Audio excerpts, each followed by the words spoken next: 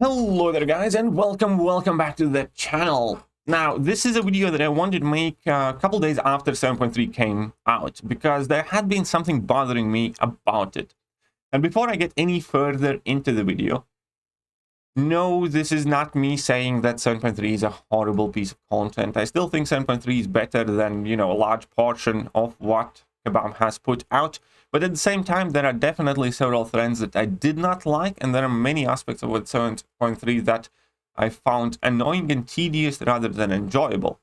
Therefore, just as an honest form of feedback, fully able to acknowledge the fact that 7.3 was perfectly fine piece of content, I also want to point out that it, in my opinion, was a significant step backwards from 7.2 or 7.1 in terms of being an engaging piece of content, and also in terms of being exciting and interesting, entertaining piece of content. And obviously Act 7 is not as hard as Act 6. Some people like it, most people like it, some people don't. But in general, I think the way Act 7 has been headed is much better than what Act 6 was, because it had a completely different feel to it. And even 7.3 is still, moderately good piece of content. But I do think it is not as good as 7.2. So to make it 100% clear, this is not me saying 7.3 is rubbish. It's not me saying that 7.3 is, failure or whatever. This is, however, me saying that I don't think 7.3 is as good as 7.1 and 2. And these are going to be my reasons why. First, we're going to have to discuss these paradox nodes. I personally did not enjoy them at all. Whilst I could be content with the idea of paradox in itself, where you have these persistent charges that give you kind of like abilities that carry on from fight to fight, I don't like the way it was implemented. And I think most of it kind of goes from the idea that you take a significant amount of damage if you go over to 9. I would be okay maybe if they fall off, but the idea that there is so much damage if you make a misstep, it prevented me from enjoying this content overall. Because the way you gain these paradox charges is by doing everyday normal activities, like in here inflicting a debuff. So you parry and you get a paradox charge. Quite often, especially in conditions like this where, opponents have power reserve, you have to bait a ton of special attacks, you parry by accident. And then you just kind of randomly end up being blown up. But that's not even the main point. The main point is that you can't play freely. Even if you have read the notes, if you're doing everything well, bringing in correct counters, you cannot have a good fluid fight. You feel disjointed, you feel segmented, because you need to consistently keep a look at your paradox charges, and then if you gain some more than you needed, then you need to kind of like purposely try and get them down. And all of this basically got summed up with the experience of, am I allowed to parry? Will I take a ton of damage if I trigger dexterity? Am I allowed to use a heavy attack? Am I allowed to use a special attack? Or in some cases, am I allowed to even do a full 5-hit combo? Because that's how all of these nodes were working. And I personally did not enjoy it at all. When I was in the fight, I wasn't able to think about other nodes as much, or about my game plan, about anything else, as I was forced to keep looking at these paradox charges and kind of be obsessed about them, making sure that I do not go over 9, making sure that I don't fall below 3. And it just felt extremely tedious. It wasn't hard, it wasn't challenging. I didn't use any items for, exploring this entire thing, except Kang boss fights initially, but even those eventually I got soloed. So it wasn't necessarily that it's hard, it was just tedious. It really was. And most of these paradox nodes were just annoying. They really, really were. So I don't think it's the best idea anybody has ever come up with to begin with, even if it was implemented better. But with the implementation the way it was actively ruining my enjoyment for this content. It was just kind of slowing me down. It was giving me a headache. And again, it's not like I struggled with it. It's just that I didn't enjoy it. And that's the problem. The second thing is, I'm going to use the same lane as example, but I'm going to show another one because this quest actually perfectly embodies all three type of lanes. The second problem that I have is that there are three groups of paths in 7.3. First group is infinite cheese. This being one of those lanes. Yes, you might have a little bit of tricky time setting up, but due to power reserve, due to there being absolutely nothing to stop you, you just bring in Ronin and infinitely stun the opponents. Because in between power reserve and increased combat power rate, you get a ton more power and you can infinitely stun lock opponents with any champion that doesn't actively debuff the opponent and has guaranteed stuns. That's it. Bring in Ronin, you can bring in like Hercules, you can stun lock opponents here even with like Kingpin and Aegon if you build up a combo, or any champion that has level 2, level 3 with a guaranteed stun, does not actively debuff the opponents. Done. It's quite literally all there is to it. Once you get through the initial hurdle, you can bring in Ronin, you can stun lock this guy, you can stun lock this guy, and then you jump up here, and then you stun lock that, and then you stun lock that, and then you stun lock that, and that's it. You stun lock everybody and you win. And that was a ton of paths where you could infinitely either like power drain or power lock opponent. You could stun lock them. You have like infinite amounts of power. There were significantly more cheese lanes than in any other piece of content, especially like, you know, this high level piece of content that I seem to recall. And don't get me wrong, I enjoy occasional cheesable paths. 100%. Put a smile on your face, you enjoy it. But the problem is when there's too much. Too much of a good thing can be a bad thing. Because whilst it's fun to do it initially, this quest has probably around 2. Like, typically it went from 1 to 3 cheesable lanes in every single quest throughout this chapter. And that's just a bit too much. It kind of makes you feel a bit shallow. It's not really that you're being challenged in a piece of content, that you're probably kind of like really actually like digging through it and trying to play through it. You're just stun locking the opponents and, you know, spending your time cleaning the content. That's about it. It's fun initially, but it gets old quite fast, and too much of it just makes the content feel a bit shallow. So that's the first type of lane, these cheesable lanes. We have seen the Hercules cheese, we have seen the Thor cheese. As I said, you can Ronin cheese this entire lane, and there are plenty of them other ones there. You can infinitely doom slap opponents with the combat deja vu lanes and stuff like that. There's quite seriously many of them. Then we have the second type of lane. Second type of lane that we're going to be describing here, where we have Berserker Barrage, where opponents either gaining Furies whenever you don't have a regeneration buff. Whenever they gain a regeneration buff, they lose all the Furies. You have Heal or Hide, that fulfills both of the conditions, that can give you a regen, that can give your opponent a regen. You have Vigorous Assault, which will temporarily make them go unblockable if they're regenerating, Heal Block passive, Return Policy. And all 5 of these nodes amount for absolutely nothing. You can literally use any champion in the game to do this lane.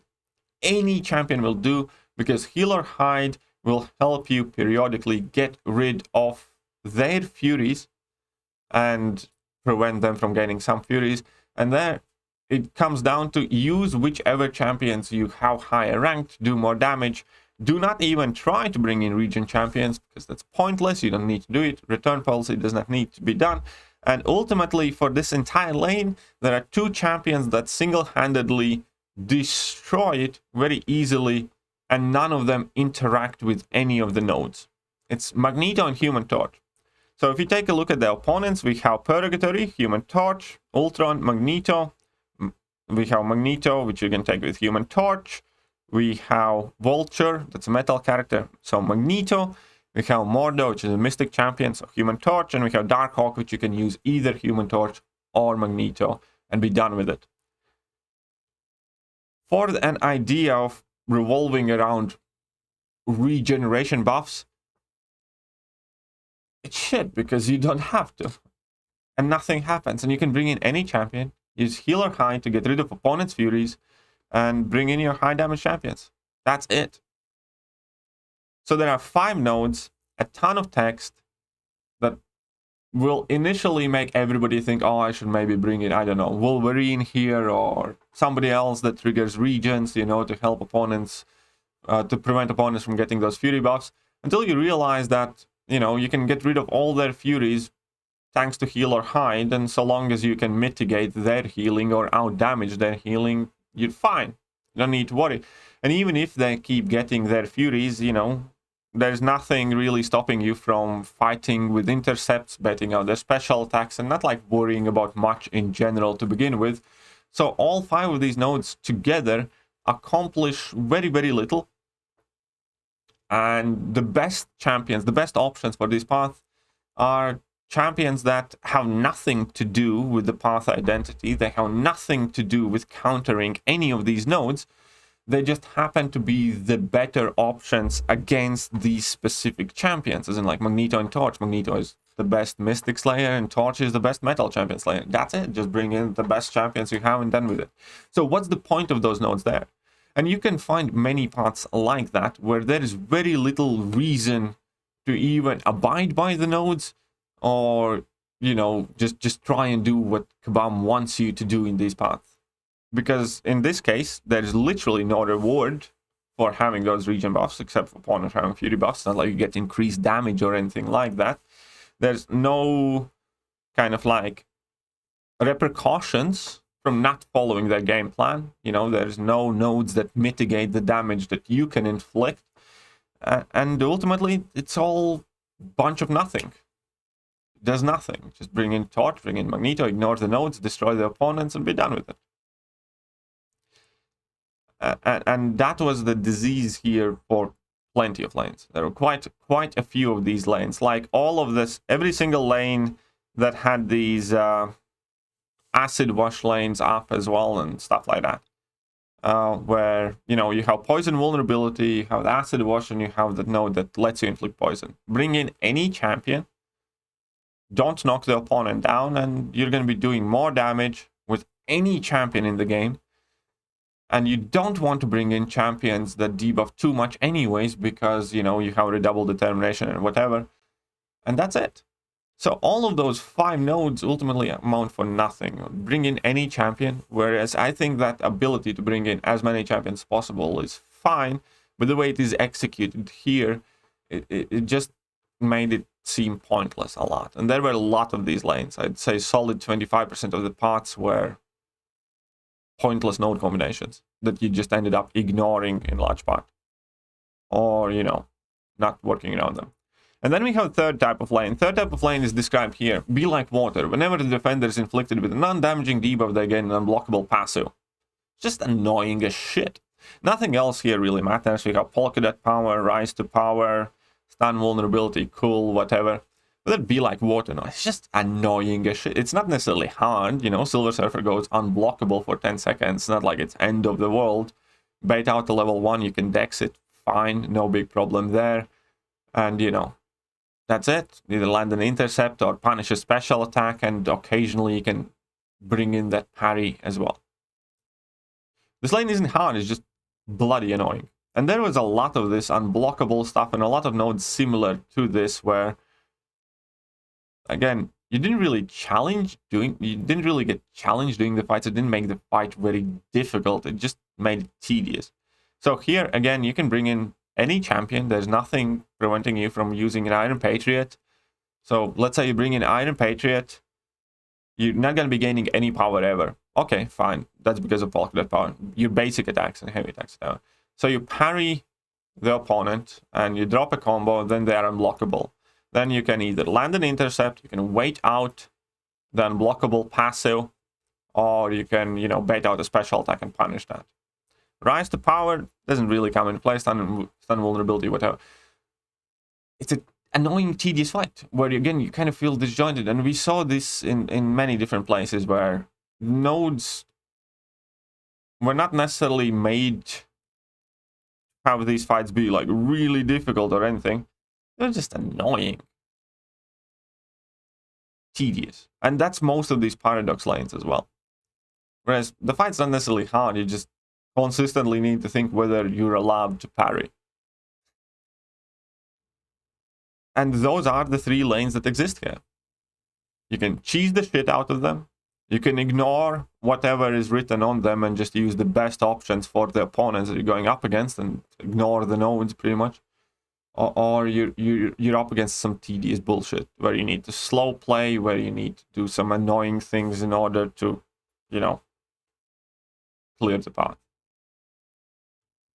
Obviously, we have all the good sides for 7.3. We still have the same format with 6 paths. We still have the ability to swap out the champion before the boss fight.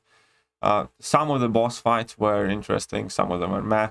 But, you know, there are good aspects of 7.3, and I'm not going to say it's completely rubbish. There were several fights that I did, in fact, enjoy that were quite tricky, and they're quite likable. But I couldn't help but to think that it has missed its mark. It has not really kind of engaged or entertained me. Because after I stun locked the 3rd path, I was like, yeah, okay, this isn't fun anymore. After I realized for the 4th path that the nodes mean nothing, I was like, so what's the point? Just bring in the best champions in the game. You're like, you know, Nick Furies, your Magnetos, your Human Torches, your Ghost or whatever, and you're gonna be fine. Ignore the nodes, just bring in the best champions. You're gonna have an easy time. And then the 3rd lane where I was clearing the fights and I was just pouting. I was like, this is boring, or this is annoying, or this feels tedious. And that is how 7.3 largely felt to me. And, you know, if you enjoyed it, that's perfectly fine. I did as well parts of it. But as an MCOC content creator, as a player who has done all the content in this game ever, always, I can unequivocally say that this chapter did not deliver the same excitement, engagement, levels of fun, or smile on my face as the previous chapters did. And this is not as much as me saying, you know, it's shit, don't do it, stuff like that. No, I still encourage everybody to do it. There's still some good things about it, and obviously it's still better for your progression. Just me saying that hopefully, well, first of all, this feedback somehow makes it to Kabam, and they take it into consideration, but also perhaps reassuring other people who feel currently down or who might not necessarily have enjoyed that you're not alone. It's like, I was not over the moon with 7.3 either. And lastly, hopefully, thanks to me speaking up, hopefully some other people speaking up, posting, we can make sure that, you know, 7.4 is better. Yeah, because I think so far 7.3 is the weak link of Act 7. Alright, let me know what you guys think. I'll catch you guys soon. See ya.